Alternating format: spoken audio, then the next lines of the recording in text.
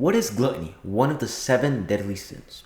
Gluttony, in the Merriam-Webster definition, is defined as the following. 1. Excessive eating or drinking. And 2. Greedy or excessive indulgence. And on the bottom it says, accuse the nation of energy, gluttony.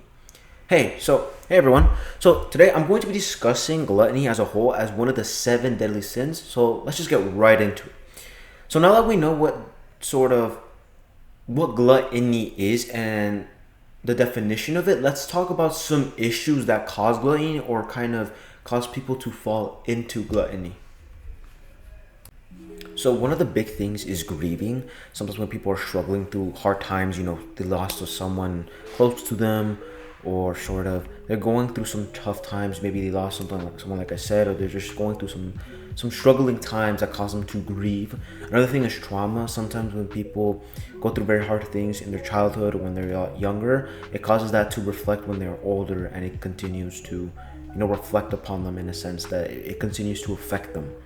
Another thing is personal struggles. Sometimes people go through a lot of struggles and they will use gluttony as a way to cope, which was the next thing I was going to talk about. Is sometimes people use gluttony as a way to cope when they go through like all the things I said. So grieving, trauma, personal struggles, they're going to use gluttony and eating food as food is something all people enjoy, and it's okay thing to enjoy. But what people do sometimes, is that because it feels so good, they consistently eat a lot in large amounts, and that causes them to fall into gluttony.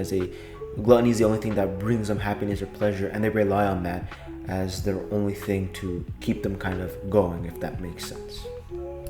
So now that we kind of have the definition down and some of the underlying issues that cause it, there's definitely more that I did not name, but this is some of the things that a lot of people struggle with.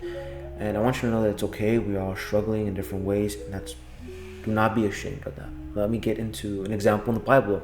So in Genesis 25:29-34, Esau sells his birthright for food, and that's an example of gluttony.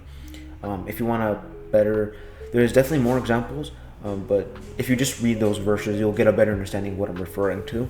But yeah, so essentially now I'm going to talk about gluttony and more of how to deal with some methods that I want to kind of recommend y'all to deal with it. Now, firstly, this is not like a guide. This does not mean just because you watch this video you're going to be clean of gluttony. No, I cannot help you with that. Only the Lord can. But these are some methods and ideas that I think can definitely benefit people out there. I also need you to understand that this is not like a one way, like this is the only way to get rid of gluttony. No, there's a lot of other ways, and just because my video is out here does not mean that every other video is wrong or anything like that. So there's different ways, like I said, and I'm just going to talk about some methods, some tricks, some kind of things you guys can do to kind of deal with gluttony and sort of get better and sort of stop struggling in the ways people do. So firstly, let's talk about something I recommend a lot of people do, and in general I've told my friends, myself, it's something I do, is first admit it. You need to humble yourself in any situation. When you make a mistake in it, you need to humble yourself and you need to see, hey, I made a mistake, I made an error, I'm struggling with this, I'm dealing with this. You need to admit it. Now, don't think that this means, oh, I'm a bad person because I deal with this, or I'm evil, or don't do that. That's being rude to yourself, and there's no need for that. Don't do that, because that's also you can start having self-image issues, and it's just going to cause things, specifically in gluttony, talking about gluttony, that can cause it to get worse. So no, don't start like that. First, just humble yourself and realize, okay, I'm flawed, I make mistakes. What is my mistake? You learn from it. So you want to see that there's a problem. You want to know that there is. Now you want to start kind of sitting down. Another thing I say to my friends or just people I know, sit down and self-reflect. Sit down and just sort of think about some of the things I like to do when I have a struggle or something, and I want to deal with it. These are some of the questions I ask myself. There's obviously more. You can go more in depth depending on what you need. So first, when did it first start? What caused this? Why did I start having such issues? Where did this issue come from? Those are some of the starting questions. Where it's like, okay, now that I know that this is stemming from here, or you're kind of figuring out where the problem is, where it's located at, sort of kind of where you are at. And let me get into another thing. Self-reflecting is great. It's awesome. It is a really good way, a good tool to kind of help better yourself and learn from your mistakes. But you have to understand that you cannot just stay reflecting or only thinking the past, because that is also detrimental to yourself. There has to be a balance, as with all things. It's good to reflect, but you can't stay in the past, because that's just another way of coping or another way of insulting or harming yourself mentally. So you don't want to do that. There has to be a balance. You can't stay regretting the past. So now that you have kind of an idea, you've kind of now located where you're at, where you're not, what you're struggling with, why. Before anything, do not just think, okay, I'm gonna wake up at 5 in the morning, taking cold showers, I'm gonna work out 3 hours every day. No, do not do that. That is like the worst way to start, in my opinion, because you're gonna burn yourself out, and it is really like harsh on your body, because it's kind of like changing your life one day to another, and it is really hard on your body. Trust me, do not start like that. There is no need to do that. So a good start is reading the Bible, praying as well. Strengthening your relationship with the Lord as a whole is going to boost your morale so much. Trust me, it's going to help a lot, especially when you start struggling with it, or you want to kind of get cravings, or you start wanting food. It's going to boost your morale. It's going to help you get through it a lot better. But just start by reading a couple verses every day. No need to read a whole book or anything. Just start by reading a couple of verses. Another thing is self-awareness. So just kind of start seeing how much you're eating. Start paying attention to the habits of what you eat, how much you eat, when do you eat, and kind of the behavior you display, if that makes sense. And you just want to be like, okay, I'm noticing I'm eating at these times. Maybe if I start changing the times I eat, how much I am eating, that's just going to help you have a better relationship with food. And that's just going to help the problem a lot without actually having to do so much. Another thing is just regulating what time you sleep and how much water you're drinking every day, because that actually helps regulate your hunger.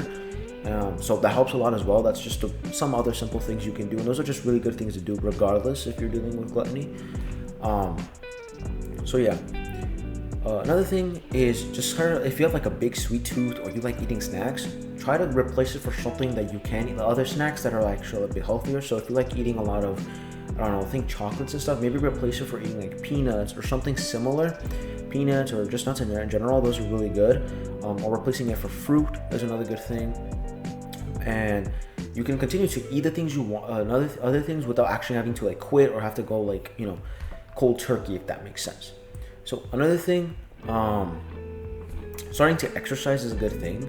There's no need to work out 3 hours or 4 hours every day. No, there's no need for that. But starting to exercise and just going to the gym and going out, running outside are pretty nice. When you're going outside and get the fresh air and all that helps a lot. Especially staying outside of the house, because usually a lot of the temptation comes from being inside of the house when you have everything at your disposal.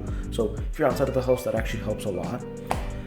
Another thing, in addition to that, is doing it with people. When you find a group, a set of people, friends, you name it, family, it helps you so much, because you have like a support group kind of going on, and it helps like keep each other accountable. All that stuff is really good. So doing it in a group is a lot better as well.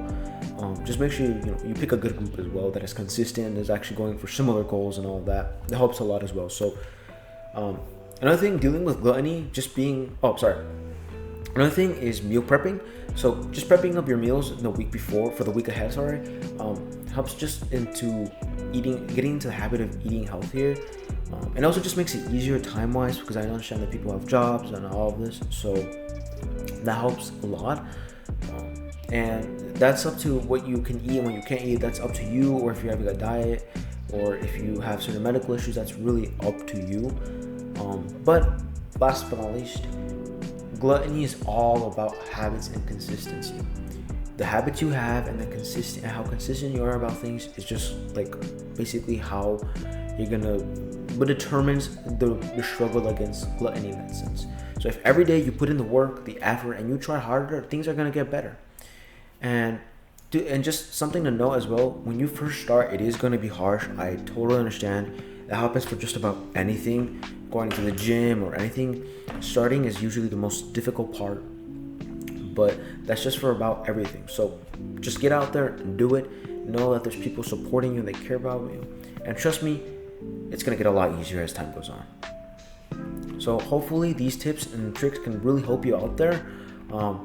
I'm really proud of you for watching this video, and if you're struggling with it, I'm proud of you for actually taking the initiative to actually try and to actually want to fix your problems and want to be better. It takes a lot of heart, a lot of guts, it takes a lot of, a lot of work to actually want to do that. And I'm proud of you, okay? And God is proud of you as well. So remember, you can go to God for anything. You can talk to Him. He loves you. Remember that He will always love you. And through Him, anything is possible. One of my favorite Bible verses is through Christ, anything is possible. So know that you have Him as your biggest supporter. And that's pretty much it. Thank you guys for watching. I hope this helps someone out there. And in the comments, if you're struggling, you can ask for prayer. I think that's a really nice thing to do. Or support each other, putting nice little comments, responding to one another, supporting each other in their goals. That's a nice little thing to do down there. So please be supported and have positivity down there. But yeah, thank you guys for the support and the love as always. Take care, everyone. Remember, I love y'all 3000. Peace.